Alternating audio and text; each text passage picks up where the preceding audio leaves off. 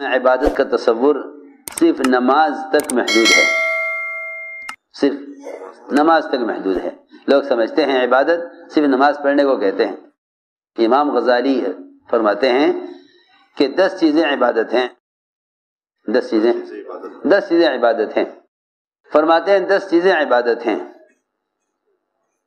اگر ان 10 میں حکم پورا کر رہا ہے، ان 10 میں حکم پورا کر رہا ہے تو عبادت کر رہا ہے، اور اگر ان 10 میں سے کوئی حکم چھوٹ رہا ہے تو اس کا دین اس طرح ناقص ہے جیسا ایک سجدہ چھوڑ دینے سے نماز ناقص ہو جاتی ہے۔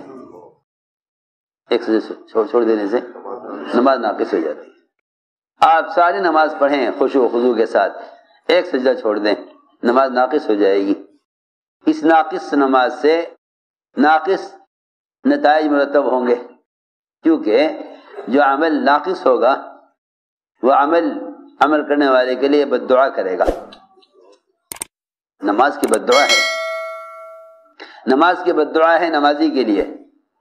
اور یہ بات بھی ذہن میں رہے کہ سب سے زیادہ نماز کی بد دعا اسباب کو لگتی ہے۔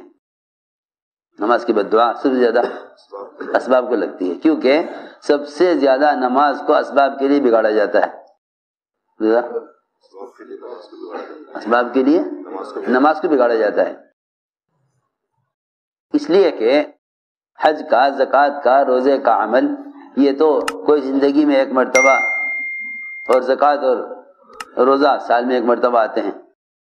سب سے زیادہ جو رکاوٹ اور دخل پیدا کرتا ہے نماز کے اندر، وہ روزانہ کی کمائی کے تقاضے یہ نماز کے اندر دخل پیدا کرتے ہیں۔ اس لیے میں نے عرض کیا کہ لوگ سب سے زیادہ نماز کو بگاڑتے ہیں اسباب کے لیے، کیونکہ اسباب اور عبادت میں تداخل ہے،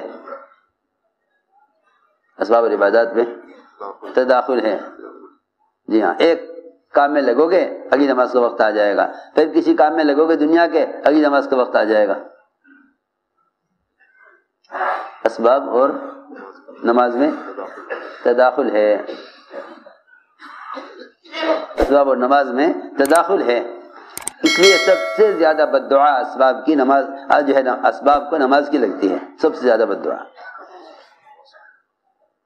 میں نے ایک بات عرض کی ہے کہ اگر یہ نماز کے ایک عمل کو چھوڑ دے تو نماز ناقص ہو کر بد دعا کرتی ہے نمازی کے لیے۔ تو اگر کوئی شخص عبادات میں حکم پورا کرے اور معاملات میں حکم نہ پورا کرے تو اس سے بھی ناقص نتائج مرتب ہوں گے۔ حضرت فرماتے تھے جس طرح پریشانیاں اور حالات بے دینی کی وجہ سے آتے ہیں، اس طرح ناقص دین کی وجہ سے بھی آتے ہیں۔ تو ہم نے عرض کیا کہ عبادت صرف نماز پڑھنے کا نام نہیں ہے، بلکہ 10 چیزیں عبادت ہیں، 10 چیزیں عبادت ہیں، جس میں نماز، روزہ، حج، زکوٰۃ، ذکر، تلاوت، دعوت الی اللہ کی محنت، تجارت، پڑوسیوں کے حقوق، اور ہر ضرورت میں، ہر کام میں اتباع سنت، ہر کام، ہر ضرورت میں اتباع سنت۔ یہ 10 چیزیں مل کر عبادت ہے، جس کو اللہ فرما رہے ہیں وَأَنِ اعْبُدُونِي هَذَا صِرَاطٌ مُسْتَقِيمٌ، کہ صراط مستقیم یہ ہے کہ تم میری عبادت کرو۔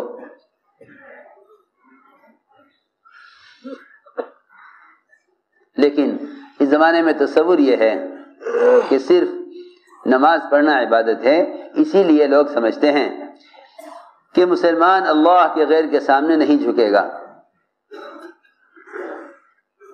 مسلمان اللہ کے غیر کے سامنے نہیں جھکے گا۔ یہ اس لیے بے فکری سے کہہ دیتے ہیں، مسلمان اس لیے بے فکری سے کہہ دیتے ہیں کہ مسلمان اللہ کے غیر کے سامنے نہیں جھکے گا، کیونکہ وہ سمجھتے ہیں کہ جھکنے کا مطلب صرف سجدہ کرنا اور عبادت کرنا ہے۔ ہماری بات توجہ چاہتی ہے بہت۔ جب یہ بات بیٹھ گئی ذہن میں کہ صرف نماز پڑھنا عبادت ہے تو یہ کہنا بھی بہت آسان ہے، یہ کہنا بھی بہت آسان ہے کہ مسلمان اللہ کے غیر کے سامنے نہیں جھکے گا. اور اگر یہ خیال کیا جائے کہ نہیں جھکنا صرف نماز پڑھنا نہیں ہے، یہ دیکھا جائے گا کہ آپ کھانے میں، پینے میں، بیاہ شادی میں، لباس اور شکلوں میں، کمانے خرچ کرنے میں، زندگی کے تمام شعبوں میں آپ کے دل کا جھکاؤ سنت کی طرف ہے یا غیروں کے طریقوں کی طرف ہے، تو پتہ چلے گا کہ آپ نماز میں کہاں جھکے ہوئے ہیں، شادی میں کہاں جھکے ہوئے ہیں، لباس میں کدھر جھکے ہوئے ہیں، آپ کمانے خرچ کرنے میں کدھر جھکے ہوئے ہیں. جب آپ عبادت سارے دین کو قرار دیں تب فیصلہ ہوگا کہ آپ کے کا جھکاؤ کس طرف ہے. سب پتہ چلے گا آپ کے دل کا جھکاؤ کس طرف ہے. یہ تو نہیں کہ آدمی یوں کہے کہ مسلمان اللہ کے غیر کے سامنے نہیں جھکتا.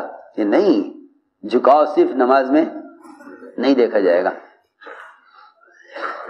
جھکاؤ صرف نماز میں نہیں دیکھا جائے گا، بلکہ ان 10 چیزوں میں جو میں نے عرض کی ہیں، نماز، روزہ، حج، زکوٰۃ، ذکر، تلاوت، دعوت الی اللہ کی محنت اور تجارت اور پڑوسی کے حقوق اور سنت کا اہتمام، ان 10 کو امام غزالی رحمۃ اللہ علیہ نے عبادت شمار کیا ہے. ہم نے ایک بات عرض کی ہے پہلی کہ ایمان کے بغیر اعمال پر استقامت نہیں ہے. ایمان کے بغیر اعمال پر استقامت نہیں ہے، ورنہ یہ بات ہمارے سب کے ذہن میں رہے کہ جزوی دین پر منافقین بھی چلا کرتے تھے. جزوی دین پر منافقین بھی چلا کرتے تھے. وہ تو اس بات پر سب مجتمع تھے کہ اسلام کو پوری طرح چھوڑنا نہیں ہے، اسلام کو پوری طرح چھوڑنا نہیں ہے، اور کفر کو بھی پوری طرح اختیار کرنا نہیں ہے. ایک درمیانی راستہ نکالو جس میں تمہارے لیے سہولت ہو کہ جہاں جیسا موقع ہو ایسا کر لیا جائے. ایک درمیانی راستہ نکالو کہ جب جیسا موقع ہو ایسا کر لیا جائے. جب دیکھا جائے کہ کفر کے حالات بہتر ہیں تو کسی بات پر، کسی معاملے میں ان کے کہنے پر عمل کر لیا جائے. جب دیکھو کہ اسلام کے حالات بہتر ہیں تو پھر اسلام کے اعتبار سے حکم پورا کر دیا جائے. یہ ہے بات. ان کا دین حالات کے تابع ہو کر چلے، کیونکہ جب دین حالات کے تابع ہوگا تو دین بدلے گا، اس لیے کہ حالات بدلیں گے. حالات بدلیں گے، جیسے حالات بدلیں گے ایسے ان کے دین، ایسے ان کے اعمال بدلتے رہیں گے. وہ موقع دیکھیں گے کہ موقع اس وقت کس چیز کا ہے. اس لیے اللہ نے قرآن میں منافقین کا جہاں بھی حال بیان کیا وہاں ان کے کسی عمل میں بھی کمال نہیں ہے. لا یاتون الصلاۃ الا وهم کسالى، نماز کے لیے